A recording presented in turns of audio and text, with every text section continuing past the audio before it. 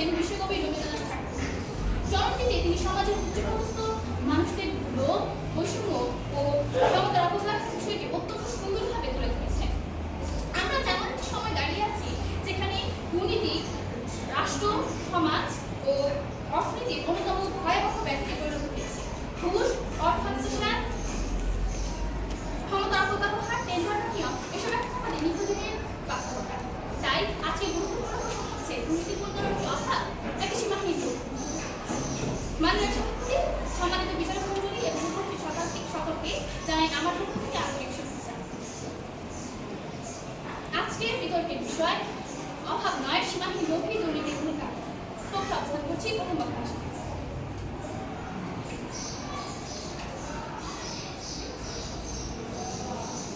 প্রথমেই চলে আসি চরিত্রায়নে। অভাব অভাব বলতে আমরা বুঝি মানুষের প্রয়োজনীয় চাহিদার ঘাটতি, যা মূলত তাকে কষ্ট দিতে পারে কিন্তু দুর্নীতিবাজ বানায় না। সীমাহীন লোভ বলতে বোঝায় মানুষের প্রয়োজন মেটার পরও অতিরিক্ত পাওয়ার আকাঙ্ক্ষা।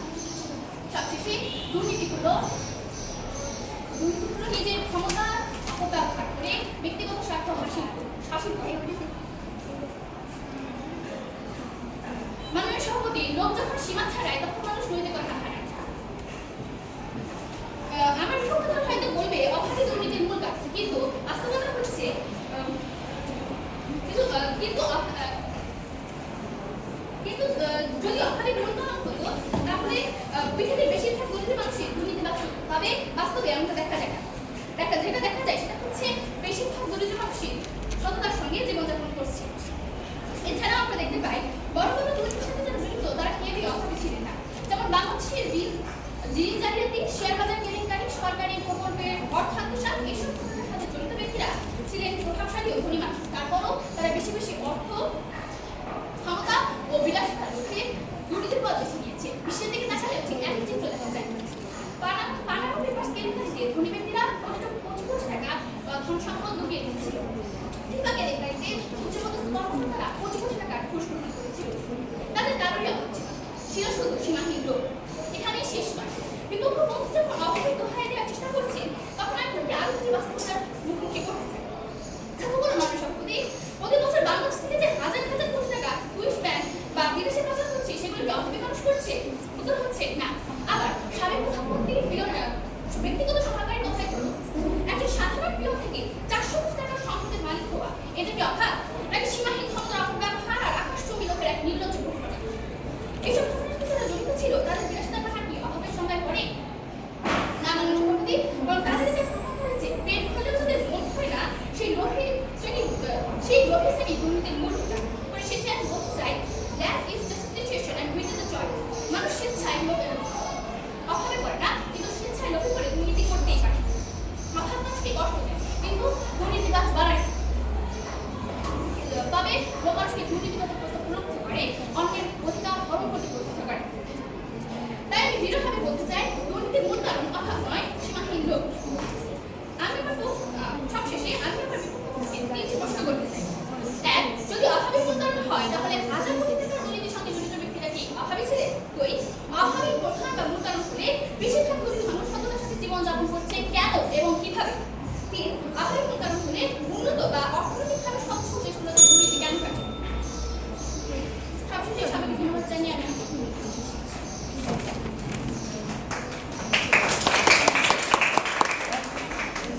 ধন্যবাদ জাইমা রহমানকে তার বক্তব্য স্থাপনের জন্য। আমরা এ পর্যায়ে বিপক্ষ দলের প্রথম বক্তা তানিয়া আক্তারকে তার বক্তব্য উপস্থাপনের জন্য আহ্বান জানাচ্ছি।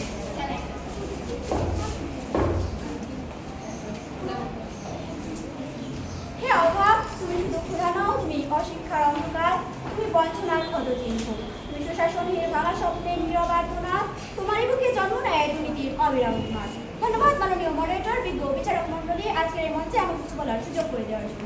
বিতর্ক চলছে এবং চলবে। আজকে বিতর্কের প্রতিপাদ্য বিষয় নির্ধারণ করা হয়েছে অভাব নয়, সীমাহীন লোভী দুর্নীতির প্রধান কারণ। তো অত্যন্ত যুক্তিসঙ্গত কারণে আমি এবং আমার দল আজকের অবস্থানে বিপক্ষ অবস্থান করছি।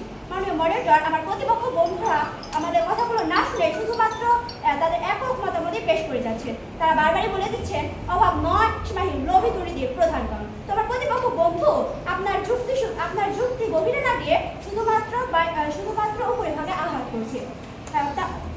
লোভ থাকলে যদি দুর্নীতি হতো তাহলে সব মানুষই দুর্নীতিবাজ হতো, কেননা সকল মানুষের মাঝে লোভ রয়েছে। কিন্তু আমাদের সমাজে কি সবাই দুর্নীতি করে প্রতিপক্ষ বন্ধুরা? প্রশ্নের এগুলো আশা করি উত্তর দিয়ে যাবে। মডারেটর আমার প্রতিপক্ষ বন্ধুরা কবিতা শুনে গেয়ে গেলেন একটি কবিতা। তবে আমাদের সমাজ আজ পুরো বিপদমুখী। এখন সমাজ এমন অবস্থায় এসে দাঁড়িয়েছে যে এ জগতে হায় অভাবী দায়, যেখানে শূন্যের ভান্ডার, খালি পেটে নীতি থেকে না ভেঙে পড়ে আদর্শের দেয়াল। মাননীয় মডারেটর, শুরুতেই আমি বলতে চাই অভাব মানুষকে শুধু কষ্ট দেয় না, কখনো কখনো তাকে নীতি ভাঙতেও বাধ্য করে। প্রতিপক্ষ বন্ধুরা লক্ষ্য করুন, আমরা যদি বাস্তবতাকে এড়িয়ে শুধুমাত্র আদর্শের কথা বলি তাহলে সত্যকে আড়াল করা হবে, কারণ বাস্তব জীবনের অধিকাংশ দুর্নীতির পেছনে রয়েছে অভাবের নির্মম চাপ। মাননীয় মডারেটর, একজন ক্ষুধার্ত মানুষ যখন তার সন্তানের জন্য খাবার জোগাড় করতে পারে না, তখন তার কাছে নৈতিকতা আর বিলাসিতা দুটোর মধ্যে যে কোনো একটা বেছে নেওয়ার সুযোগ থাকে না।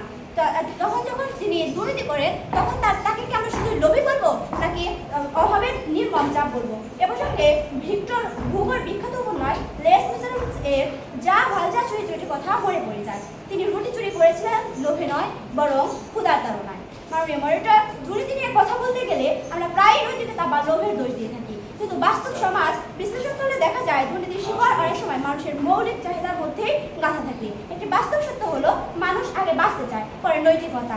আর যখন জীবন জীবিকায় অনিশ্চিত হয়ে পড়ে মানুষ তখন বাধ্য হয়ে ভুল পথে পা বাড়ায়।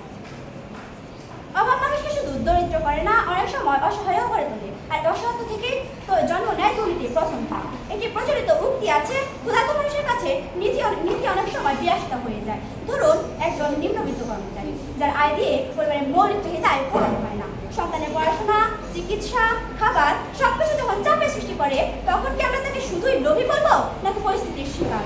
মাননীয় মডারেটর, অভাব মানুষকে বাধ্য করে, আর বাধ্য মানুষ অনেক সময় অন্যায় আশ্রয় নেয়। মাননীয় মডারেটর, দুর্নীতির পেছনে শুধু ব্যক্তিগত চরিত্র নয়, সামাজিক ও অর্থনৈতিক বাস্তবতাও দায়ী। যেখানে বেকারত্ব বেশি, যেখানে ন্যায্য সুযোগের অভাব, সেখানে দুর্নীতির প্রবণতা স্বাভাবিকভাবে বেড়ে যায়, কারণ মানুষ যখন বেঁচে থাকার জন্য সরকার খুঁজে। মাননীয় মডারেটর, যেসব দেশের দারিদ্র, বেকারত্ব, মৌলিক চাহিদার অভাব, সেসব দেশে ক্ষুদ্র ও দৈনন্দিন দুর্নীতির হার, যেমন ঘুষ দেওয়া ও নেওয়া, তুলনামূলকভাবে বেশি দেখা যায়। তথ্যসূত্র UNODC।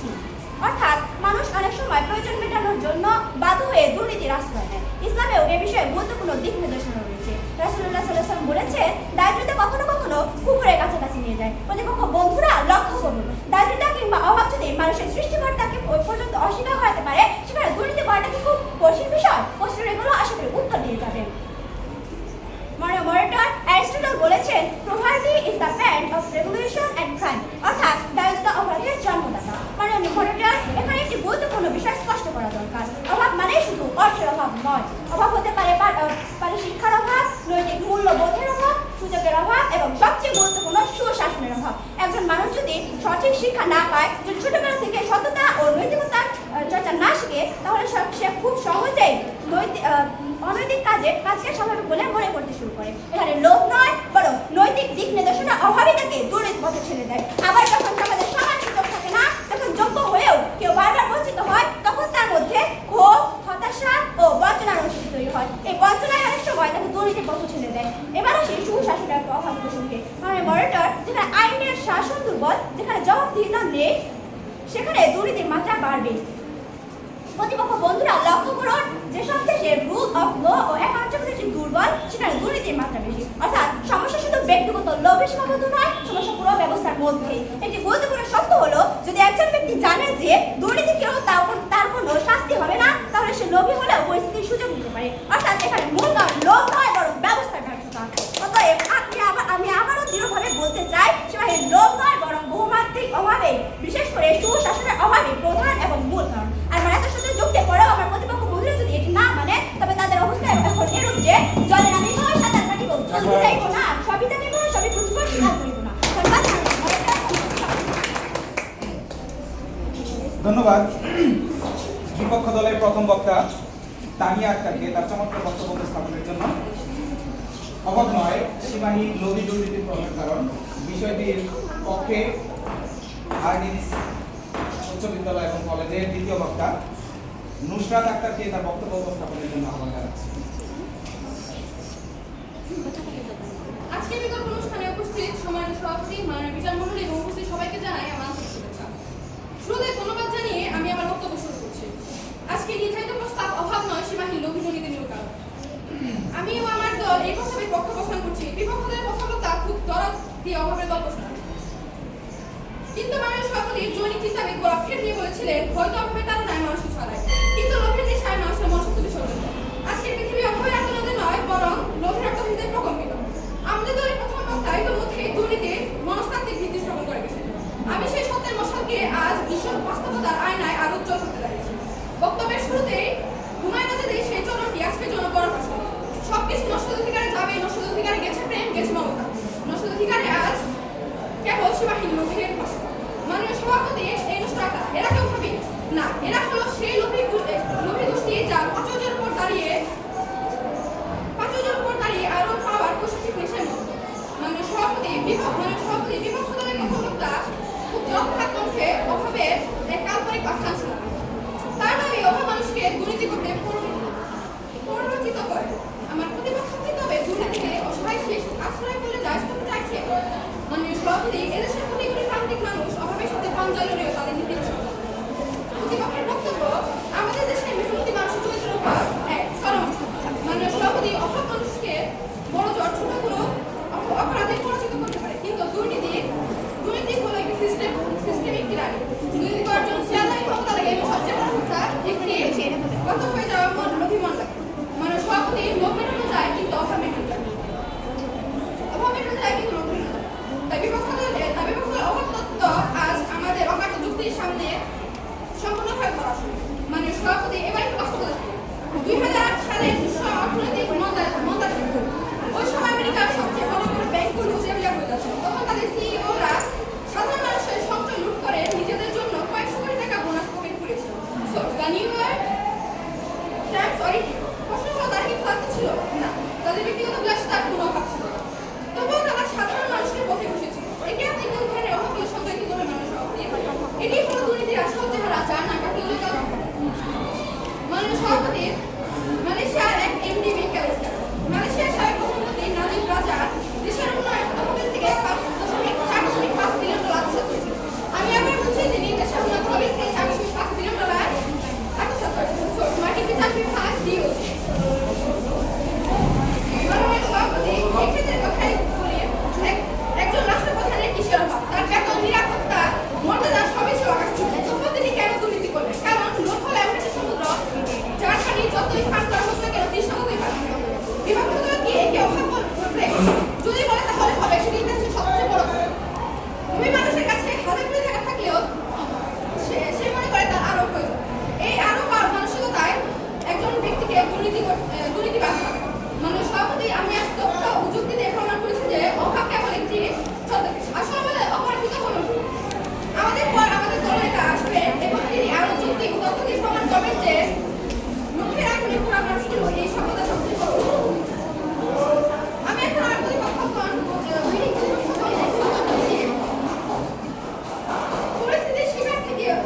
পরিস্থিতির শিকার থেকেও যারা দুর্নীতি করে না, আমার বিপক্ষ বন্ধুকে আপনি কি তাদের নীতি নৈতিকতাকে অপমান করছে? প্রশ্ন লিখতে হচ্ছে। এই সভ্যতা সবচেয়ে আমার পরবর্তী দলনেতা আসবেন এবং তিনি প্রমাণ করবেন যে লোভের আগুনে পুরা মানুষগুলো এই সভ্যতা সবচেয়ে বড়। পরিশেষে মহাত্মা গান্ধী সেই অমর বাণীতে শেষ করছি, the world has enough for everyone but not enough for everyone. মানে সবচেয়ে সবশেষে আবার নির্বিঘ্নে জোর দিয়ে বলতে চাই, অভাব নয়, সীমাহীন লোভ দুর্নীতি প্রতিপক্ষগণ, আমি আমার প্রশ্নগুলোর উত্তরের অপেক্ষায় থাকবো। সবাইকে ধন্যবাদ জানিয়ে আমি আমার বক্তব্য এখানে শেষ করছি। ধন্যবাদ সবাইকে।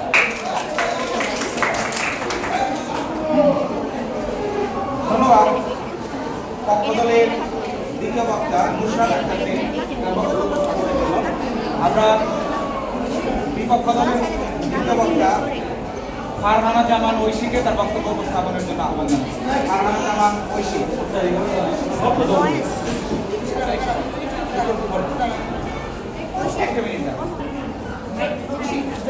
স্টার্ট করো।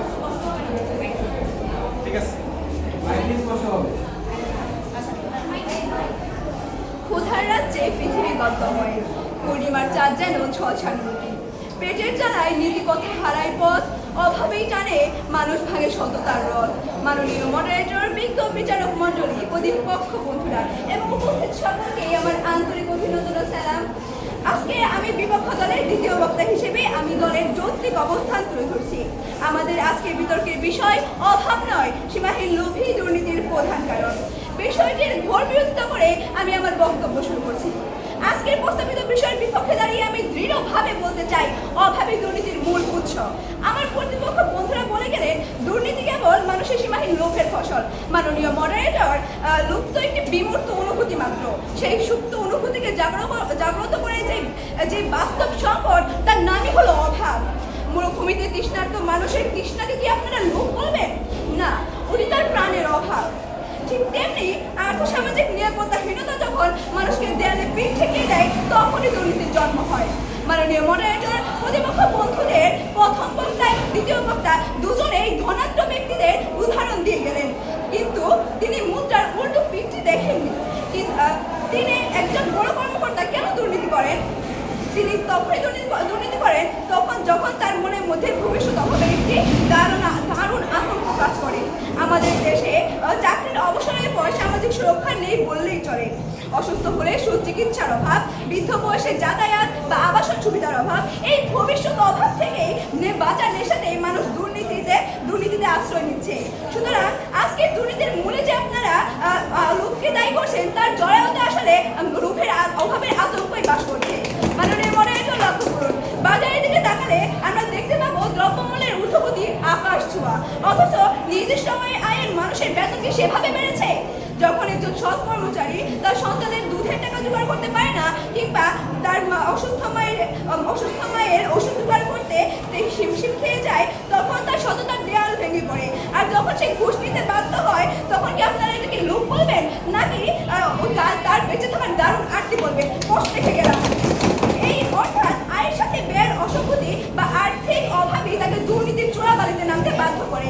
মাননীয় মডারেটর, লক্ষ্য করুন, দুর্নীতি কেবল পকেটের টাকা দিয়ে হয় না।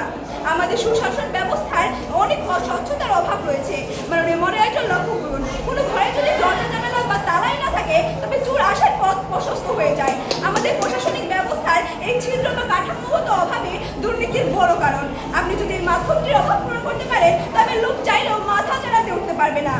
মাননীয় মডারেটর, রুদ্র মোহাম্মদ শহীদুল্লাহ সুর ধরে বলতে চাই, ক্ষুধার্তের কাছে নেই কোনো ধর্ম, নেই কোনো দেশ, আছে শুধু এক টুকরো রুটির হাহাকার। মাননীয় মডারেটর, লক্ষ্য করুন, আমার প্রতিপক্ষ বন্ধু দুর্নীতির বিচার করছেন এসির নিচে বসে, কিন্তু রোদ বৃষ্টিতে পুড়ে যে মানুষটি দিন শেষে নুন আনতে পান্তা ফুরায়, তার কাছে নীতিবোধের চেয়ে এক টুকরো রুটির দাম অনেক বেশি। অভাব যখন দরজায় পড়া নাড়ে, নীতি তখন জানালা দিয়ে পালায়। মাননীয় মডারেটর, আমরা কেবল পেটের অভাবের কথা বলছি না, সমাজে আজ নৈতিক মূল্যবোধের চরম অভাব। শৈশব থেকে একটি শিশুকে আমরা সাফল্য মানে টাকা বুঝতে শিখাচ্ছি।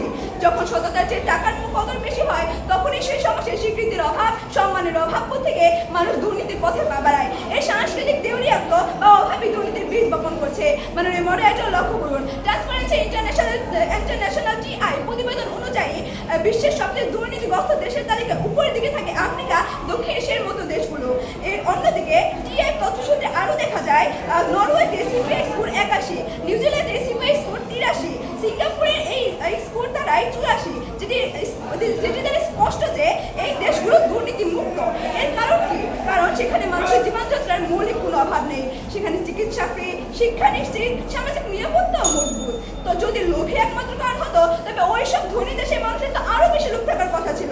কিন্তু বাস্তবতা হলো অভাব নেই বলে সেখানে দুর্নীতি নেই। মাননীয় মডারেটর, প্রথম বক্তা বড় বড় দুর্নীতিতে অভাবী মানুষ নেই কেন এই প্রশ্নটি করে গেলেন, কিন্তু আমি বলবো বড় দুর্নীতি চোখে পড়ে, কিন্তু দুর্নীতি ঘটে নিচুতলা থেকে। যখন সমাজের সাধারণ স্তরের মানুষ অভাবের কারণে ঘুষ বা অনিয়ম করে একটি নিয়মে পরিণত হয়, তখন সেই বিষাক্ত পরিবেশে বড় বড় রাজ ও ভুয়ালদের জন্ম হয়। মাননীয় মডারেটর, তাই আমি জোরভাবে বলতে চাই, আগাছা পরিষ্কার করলে বাগান সুন্দর হয় না, যদি না আপনি শিকড়ে পানি দেন। অভাব নামক শিকড় যদি আপনি উপরে না ফেলেন, শুধু লোভের কথা বলা এক ধরনের বিলাসিতা মাত্র। অভাব দূর করুন, দুর্নীতি এমনিতেই পালাবে। তবুও যদি তোমার প্রতিপক্ষ বন্ধুরা মানতে রাজি না হন, তাহলে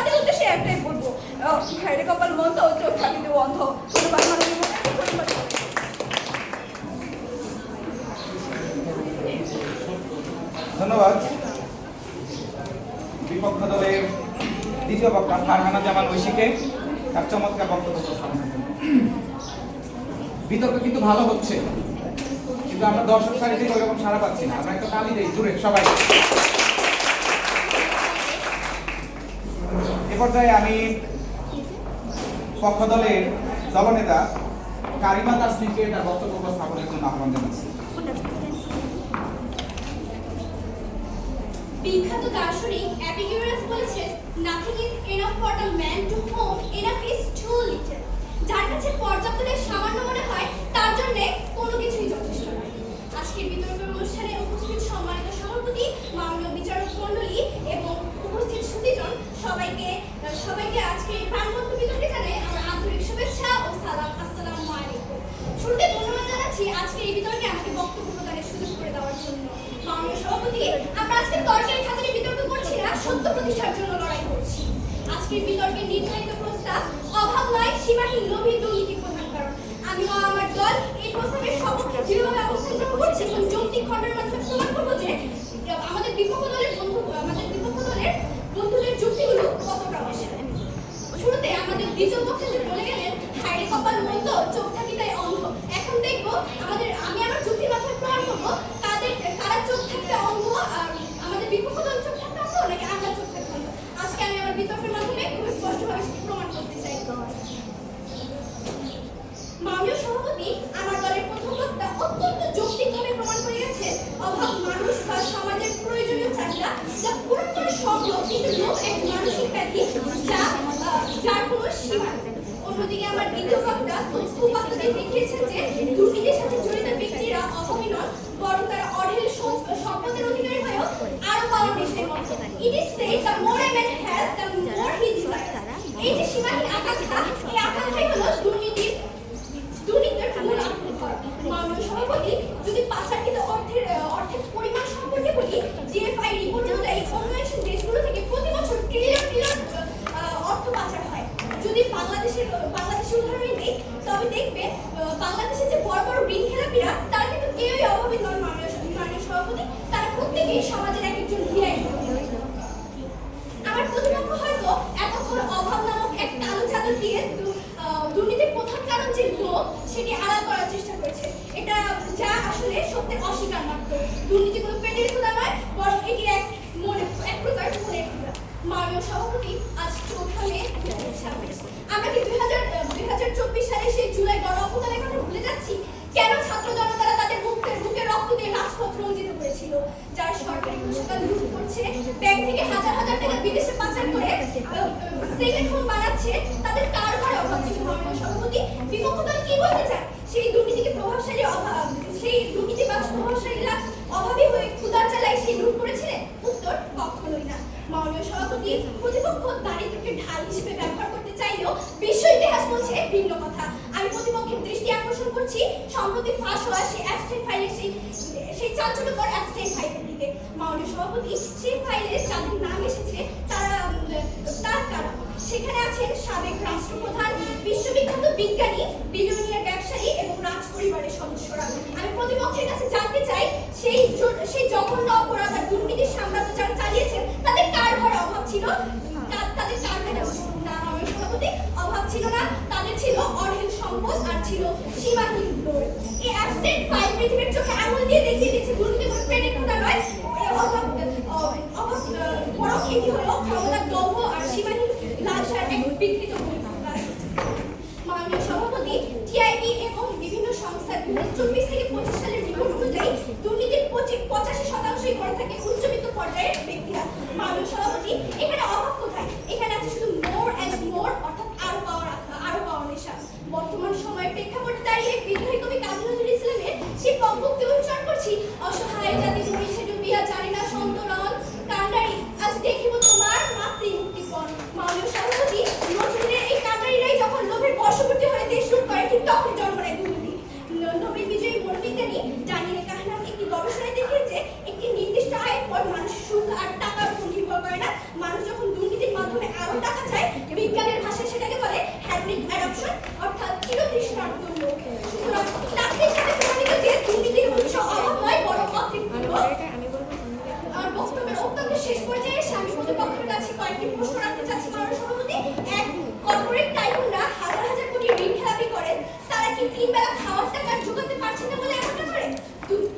অভাবে দুর্নীতির মূল কারণ হয়, তবে কেন পৃথিবীর সবচেয়ে ধনী দেশ আমেরিকা, ইউরোপেও মাল্টি-বিলিয়ন ডলারের করপতি মামলা হয়?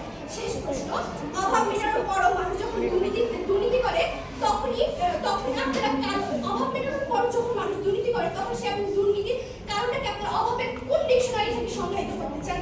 বিভক্ত দলের অনুরোধ।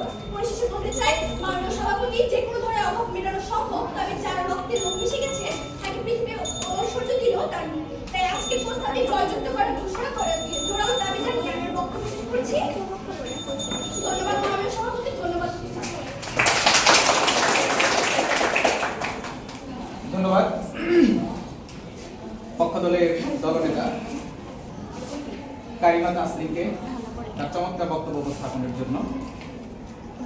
বিতর্ক চলছে, আমাদের আজকের বিতর্কের নির্ধারিত বিষয় অভাব নয় সীমাহীন লোভী দুর্নীতির প্রধান কারণ। বিপক্ষ দল সুয়াপুর নান্নার উচ্চ বিদ্যালয় কলেজের দলনেতা ফাতেমা আহমেদকে তার বক্তব্য উপস্থাপনের জন্য আহ্বান জানাচ্ছি।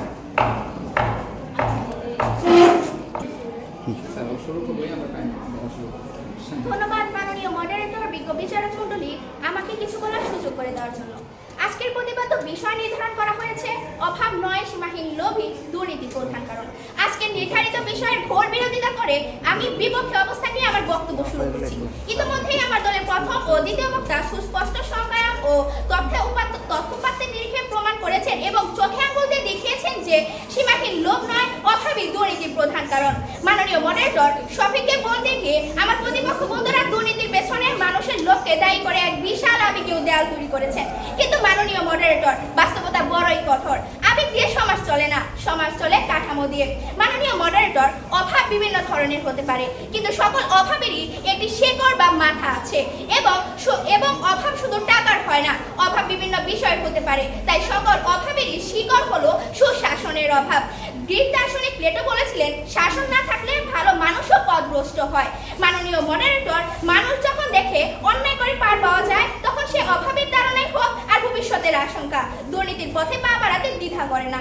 প্রতিপক্ষ যেটিকে লোভ বলছেন সেটি আসলে সুশাসনের অভাবে তৈরি হওয়া একটি নিরাপত্তাহীনতার বহিঃপ্রকাশ মাত্র। সুশাসন থাকলে শাসনের ভয়ে কেউ দুর্নীতি করতে সাহস পেত না, কিন্তু যখন শাসনেরই অভাব থাকে তখন দুর্নীতি একটা সুযোগে পরিণত হয়। মাননীয় মডারেটর, সুশাসনের এই বিশাল শূন্যতা সমাজে আরো 20টিরও বেশি অভাবের জন্ম দেয়, যা মানুষকে দুর্নীতির অতল গহ্বরে ঠেলে দেয়।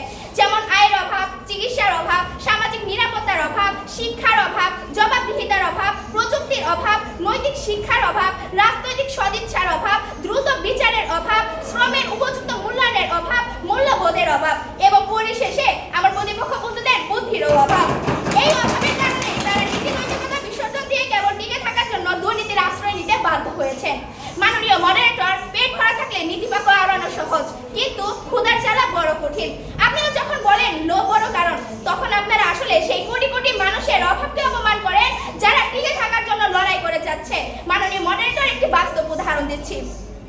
আমার প্রতিপক্ষ হয়তো করোনা ভাইরাসকালীন সংকটের কথা ভুলে গেছে। তখন আমরা কি দেখেছি? তখন অক্সিজেনের অভাব, সুরক্ষা সামগ্রীর অভাব, কর্মসংস্থানের অভাব। করোনাতে যখন লাখ লাখ মানুষ কাজ হারালো, তখন বেঁচে থাকার তাগিদে অনেক সাধারণ মানুষ ছোটখাটো জালিয়াতিতে লিপ্ত হতে বাধ্য হয়েছে। একে কি আপনি লোভ বলবেন? আমি একে বলবো রাষ্ট্রের ব্যর্থতা ও সম্পদের সুষম বন্টনের অভাব। মাননীয় মডারেটর, যখন আয়ের চেয়ে ব্যয়ের পাল্লা ভারী হয় তখনই মানুষ দুর্নীতির ফাঁদে পা দেয়। মাননীয় মডারেটর, আমার প্রতিপক্ষ বন্ধু যেন সেই রানীর মতো কথা বলছেন, যিনি প্রজাদের রুটি নেই শুনে বলেছিলেন, রুটি নেই তো কি হয়েছে, কেক খাও। মাননীয় মডারেটর, তিনি অভাবের গভীরতা বুঝেন না বলে লোককে বড় করে দেখছেন। মাননীয় মডারেটর, পুকুরে যদি পানি না থাকে তবে মাছ তো কাদার মধ্যেই মুখ লুকাবে। এখন প্রতিপক্ষ যদি সেই কাদা মাথা মাছকে বলে সে লোভী, তাহলে সেটা হবে হাস্যকর। আসল সমস্যা তো পুকুরে পানির অভাব, মাছের চরিত্র নয়।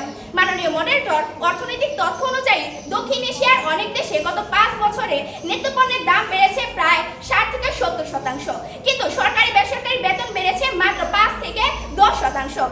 মাননীয় মডারেটর, বাংলাদেশের স্বাস্থ্য ব্যয়ে প্রায় 73% খরচ রোগীকে নিজে বহন করতে হয়। মাননীয় মডারেটর, এই অভাব মেটাতে গিয়েই একজন মানুষ অনিয়মের পথে পা বাড়ায়। এটি লোভ নয়, এটি অভাবের ধারণা। আমার প্রতিপক্ষ বললেন লোভের কথা। আচ্ছা মাননীয় মডারেটর, সিঙ্গাপুর বা ডেনমার্কের মানুষ কি ফেরেশতা? তাদের মনে কি লোভ নেই? অবশ্যই আছে, কিন্তু সেখানে সুশাসন আছে, সেখানে দুর্নীতি করে পার পাওয়া যায় না বলে মানুষ দুর্নীতি করে না। আর আমাদের দেশে চোরের মায়ে গণগলা হওয়ায় সুযোগ আছে বলেই এখানে দুর্নীতির মহোৎসবে পরিণত হয়েছে। যখন অপরাধী জানে সে টাকা দিয়ে আইন কেনা যায়, তখন তার লোভ লাগামহীন হয়ে পড়ে। আর এই লাগামহীনের মানে হলো সুশাসনের অভাব। মাননীয় মডারেটর, প্রতিপক্ষরা যাকে লোভ বলছেন, আমি তাকে বলছি সুশাসনের অভাব আর নিরাপত্তার হাহাকার। আদর্শের গুলি দিয়ে পেট ভরে না। মাননীয় মডারেটর, বাজার করতে গেলে পকেটে টাকা লাগে, যা বর্তমান বাজারের অবস্থার অনেকের কাছে এক বিরাট অভাব। তাই মাননীয় মডারেটর, পরিশেষে আমি দৃঢ়ভাবে বলছি যে সীমাহীন লোভ নয়, অভাবী দুর্নীতির প্রধান কারণ। ধন্যবাদ মাননীয় মডারেটর, ধন্যবাদ সবাইকে। ধন্যবাদ বিপক্ষ দলের দলনেতা ফাতেমা আহমেদকে তার জোরালো বক্তব্য উপস্থাপনের জন্য। আমরা এই বক্তব্যের মাধ্যমেই আজকের বিতর্ক প্রতিযোগিতার নির্ধারিত প্রথম পর্বের বক্তব্য শেষ করলাম। এ পর্যায়ে যুক্তি খণ্ডনের পালা। যুক্তি খণ্ডন পর্বে আমি প্রথমেই পক্ষ দলের দলনেতা কারিমা তাসনিম, 3 মিনিট হবে স্যার, 2 মিনিটে সতর্কতার সংকেত এবং 3 মিনিটে চূড়ান্ত সংকেত। কারিমা তাসনিমকে তার বক্তব্য উপস্থাপনের জন্য বা তার যুক্তি খণ্ডনের বক্তব্য উপস্থাপনের জন্য আহ্বান জানাচ্ছি। কারিমা তাসনিম।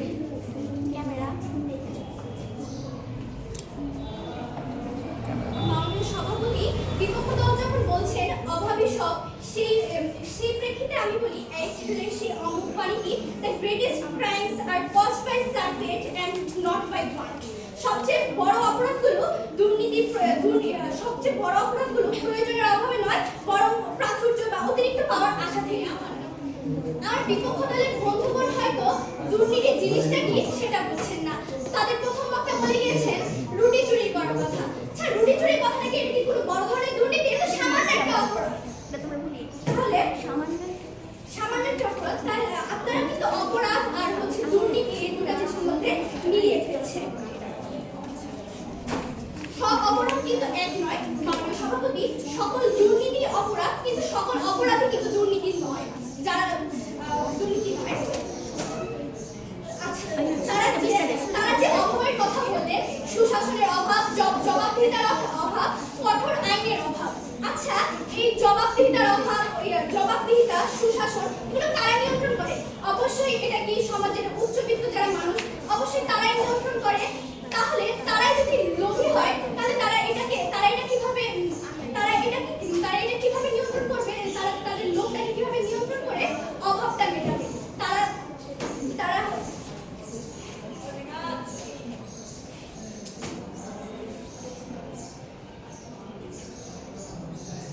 আমাদের বিপক্ষ দল রেল লাইন বহায় সমান্তরালের মতো তাদের একই যুক্তি বারবার দিয়ে গিয়েছেন যে অভাবে দুর্নীতির প্রধান কারণ, কিন্তু সেটা নয়। দুর্নীতি আমরা লোভ নয়, সেটিতে পড়ে রয়েছে। তারা একটাবারও এই বিষয়টি ভাবছেন না আসলে লোভের সাথে কি দুর্নীতির কোনো সম্পর্ক রয়েছে। তারা যদি ভাবতেন, অবশ্যই তাদের এসব আবেগ দেখাতেন না যে সুশাসনের অভাব, জবাবদিহিতার অভাব।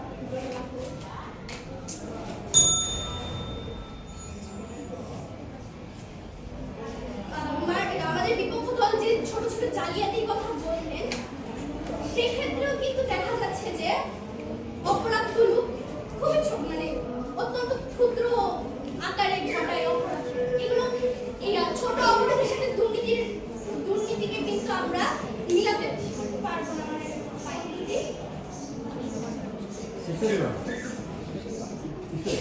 সবাইকে ধন্যবাদ জানিয়ে আমার বক্তব্য হচ্ছে। ধন্যবাদ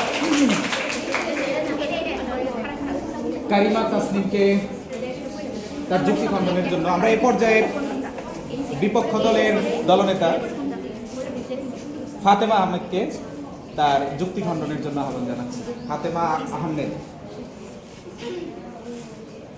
ধন্যবাদ মাননীয় মডারেটর, বিচারক মণ্ডলী, আমাকে দ্বিতীয়বার কিছু বলার সুযোগ করে দেওয়ার জন্য। সরাসরি যুক্তি খণ্ডনে চলে যাচ্ছি।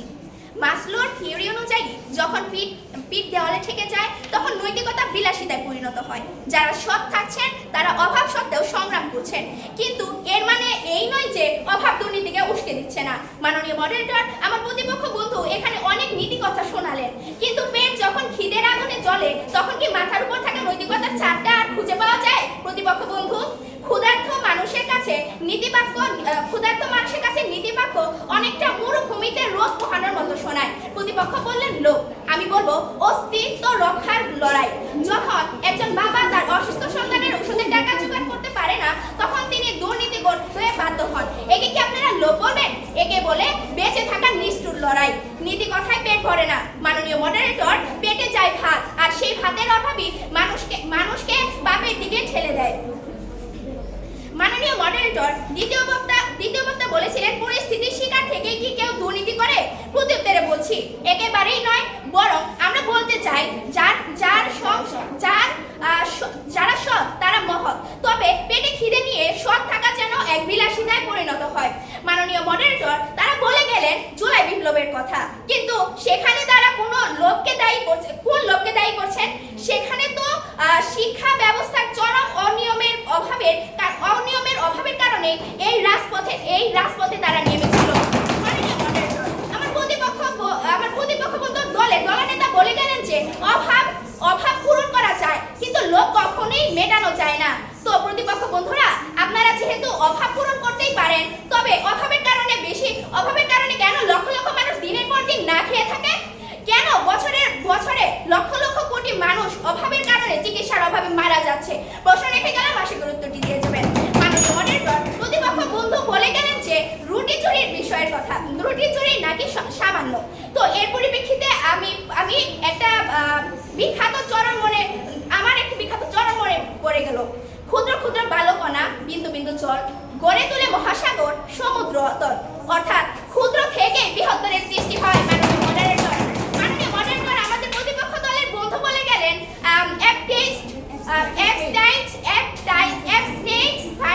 ফাইলের কথা। মাননীয় মডারেটর, এই ফাইল দেখা তো 18 বছরের নিচে তো দেখা নিষেধ ছিল। তারপরেও আমার প্রতিপক্ষ বন্ধু কেন সেটি দেখলেন? এখানে কি তার কোনো লোভ ছিল না? তার ছিল নৈতিকতার অভাব। মাননীয় মডারেটর, ডাইনিং টেবিলে বসে লোভের সংজ্ঞা দেওয়া কঠিন সহজ, কিন্তু ফুটপাতে দাঁড়িয়ে অভাবের জ্বালা বোঝা যায় না। মাননীয় মডারেটর, আজকের প্রস্তাব বলছে অভাব নয় সীমাহীন লোভই দুর্নীতির প্রধান কারণ, কিন্তু আমি দৃঢ়ভাবে বলছি এই বক্তব্য ব্যবস্থাকে সরলীকরণ করে তুলছে। ধন্যবাদ মাননীয় মডারেটর, ধন্যবাদ।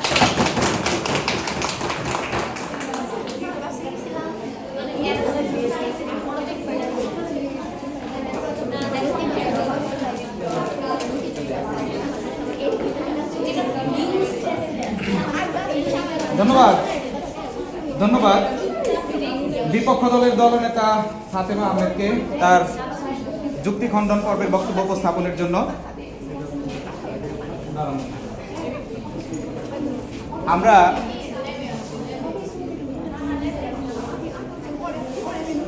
অভাব নয় সীমাহীন লোভী দুর্নীতির প্রধান কারণ বিষয়টির পক্ষে এবং বিপক্ষে উভয় পক্ষের বক্তব্য শুনলাম। আমাদের নাম্বার যুক্ত হচ্ছে, অর্থাৎ মার্কিং যোগ করা হচ্ছে। আমরা কিছুক্ষণের মধ্যে রেজাল্ট ঘোষণা করে দিব। আমার মনে হয় স্যার আমরা একসাথে দুইটা ডিবেটের রেজাল্ট একসাথে ঘোষণা করে দিই স্যার। একসাথে করলে মনে হয় ভালো হয় স্যার। আমরা একসাথে দুইটার রেজাল্ট ঘোষণা করে দিব। আর এ পর্যায়ে সম্মানিত শিক্ষক মণ্ডলী যারা এসেছেন, আপনারা একটু দয়া করে আমাদের অফিসে বসবেন। আমরা কিছু নাস্তার ব্যবস্থা করেছি স্যার। তাহলে একটু আপনারা বসেন 10 মিনিট পরে আমরা দ্বিতীয় ডিবেটটা শুরু করবো। নাস্তা করে তারপরে জি স্যার, ওরা বসো। হ্যাঁ, যারা বিতার্কিক আছে তাদের জন্য স্যার একটু নাস্তা আছে হালকা, ওইটা আমরা দিব স্যার। স্যার একটু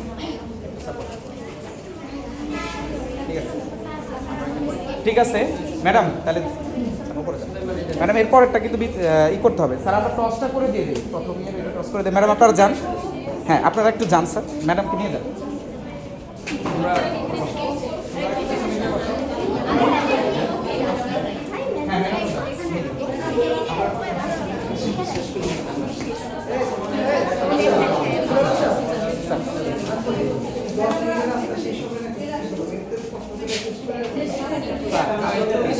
দুইটা একটু দিয়ে ডবল সই করি স্যার আমরা তো এর পিছনে এবার আমার এই আছে, মানে একটু লিখে দেন।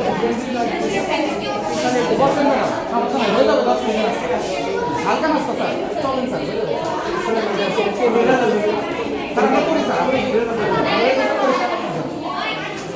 এটা একসাথে সব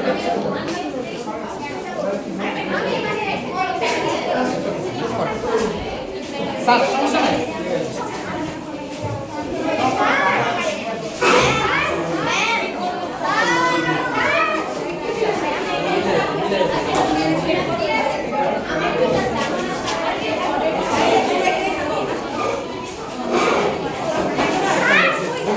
বলেন।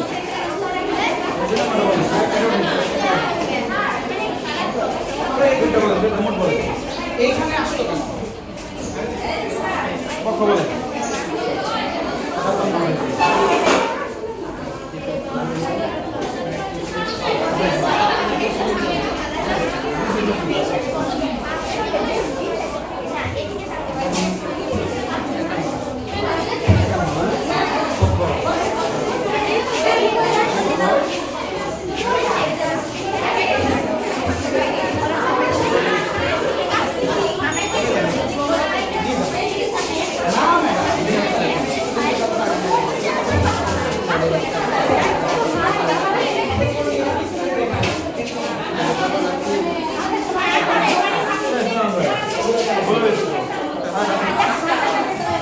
এখানে ওদের ব্যক্তিগত কথা বলবো না, সবারটাই দেখবো।